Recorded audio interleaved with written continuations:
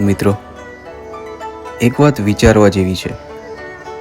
જ્યારે માણસ મૃત્યુ પામે ત્યારે શરીર જાય છે, શ્વાસ બંધ થાય છે, પણ માણસનું નામ એ ક્યાં જાય છે? યક્ષ અને યુધિષ્ઠિર પ્રશ્નોત્તરીમાં આવો જાણીએ વધુ એક પ્રશ્ન.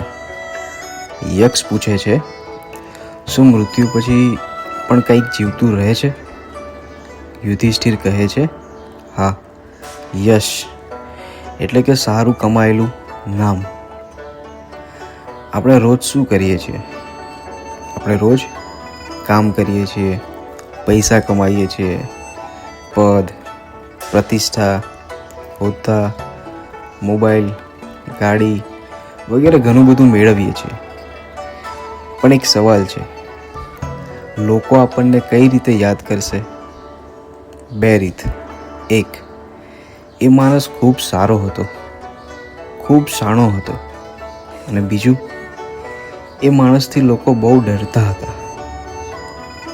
આપણો દરેક નિર્ણય, નાનામાં નાનો પણ આપણો યશ બનાવે છે અથવા તો આપણો યશ બગાડે છે. એક પ્રસંગ ખૂબ જાણીતો છે.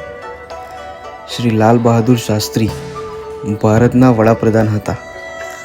દેશ યુદ્ધમાં હતો, કટોકટીમાં હતો, પણ એમને પોતાના ઘરમાં ક્યારેય ભ્રષ્ટાચારને જગ્યા આપી નહીં. એમના મૃત્યુ પછી કોઈ મોટી મિલકત એમના પાસેથી મળી નહીં, કોઈ રાજમહેલ, બંગલા, ગાડીઓ વગેરે મળ્યું નહીં. પણ આજે પણ જ્યારે એમનું નામ લેવામાં આવે ત્યારે લોકો ઊભા થઈ જાય છે, રિસ્પેક્ટ આપે છે. એનું કારણ શું છે? એનું કારણ એમને મેળવેલો યશ, સારું નામ છે. મિત્રો, યશ બનાવવા માટે મોટું બનવું જરૂરી નથી. જરૂરી છે માત્ર સાચું બોલવું, વચન પાળવું, કોઈના હકનું ન ખાવું, શક્તિ હોય ત્યારે નમ્ર રહેવું. આ બધું જ યશ મેળવવાના બીજ છે. તો ચાલો આજે જ નક્કી કરીએ, આપણું નામ દીવો બનશે કે ધુમાડો?